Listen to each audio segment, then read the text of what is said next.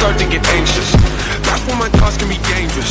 That's when I put on my makeup and drown in self-hatred. Forget what I'm saying and where the beat go?